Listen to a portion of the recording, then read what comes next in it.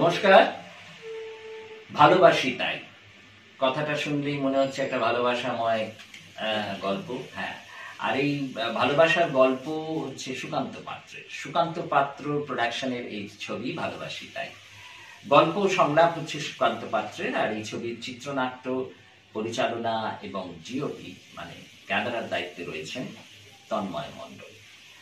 আর এই গল্পে অনেকে অভিনয় করেছেন, যেমন আমাদের অত্যন্ত একজন স্বনামধন্য শিল্পী, আমাদের বাংলা চলচ্চিত্রের টেলিভিশন জগতের শ্রদ্ধেয়া শ্রীমতী শান্তনা বসু রয়েছে, খুব পছন্দের এক শিল্পী, ভীষণ প্রতিভাবান ট্যালেন্টেড ক্যান্ডি দাস, এবং এর সাথে রয়েছে সুকান্ত পাত্র নিজে, তন্ময় মণ্ডল, রয়েছে সম্প্রীত চক্রবর্তী, স্নেহা এবং শিশু শিল্পী বিদ্যা এবং আরো অনেক শিল্পীবৃন্দ।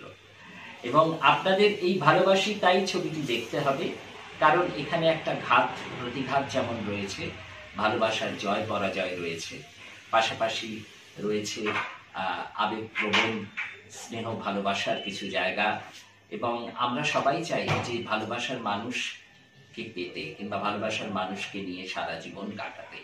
তাই এখানকার গল্পের যিনি প্রধান চরিত্র সুকান্ত এবং সেই ভালোবাসার পাত্রী স্নেহা, তারা কি পেরেছে কিংবা পারল কি তাদের সেই ভালোবাসাকে জয় করতে, তাদের জীবনকে কাটাতে, এটা জানবার জন্য আপনাদের দেখতে হবে। পাশাপাশি তার সঙ্গে আরো অনেক বিভিন্ন দৃশ্য রয়েছে, মজার গল্প রয়েছে, খুব সিরিয়াস কিছু ঘটনা রয়েছে, সেগুলো জানবার জন্য অবশ্যই আপনাদের দেখতে হবে।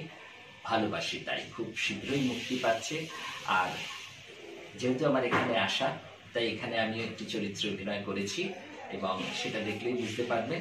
তাই আমি আপনাদের তরফে এবং আমি দেবাশিস গাঙ্গুলির তরফে আপনাদের সবাইকে জানাই অনেক অনেক আন্তরিক শুভেচ্ছা, অভিনন্দন। সুকান্ত পাত্র প্রোডাকশনকে আগামী দিনে এগিয়ে নিয়ে যাবার জন্য আপনারা ঈশ্বরের কাছে প্রার্থনা করবেন। ভালোবাসি তাই খুব খুব বেশি করে দেখবেন এবং ওদের পাশে থাকবেন। ধন্যবাদ।